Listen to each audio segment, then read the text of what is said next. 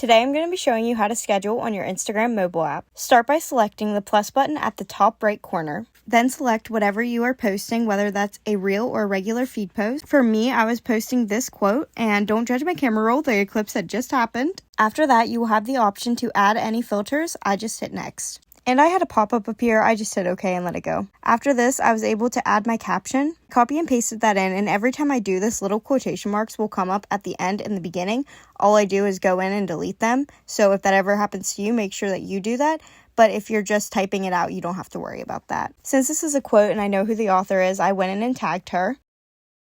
After tagging and making sure that everything looks good, I go to the bottom and select Advanced Settings, and then I turn on the option to schedule a post. Something at the bottom will pop up and you should be able to put in your date and times. For me, this was April 12th at 2 p.m. After you're all done, you can hit the back button in the top left corner. And we love double checking here, so we just double check and make sure that post looks good and hit schedule. You will see it's loading at the bottom. When it's ready, you can actually go back and check on it and make sure that there are no changes to be had and everything is correct.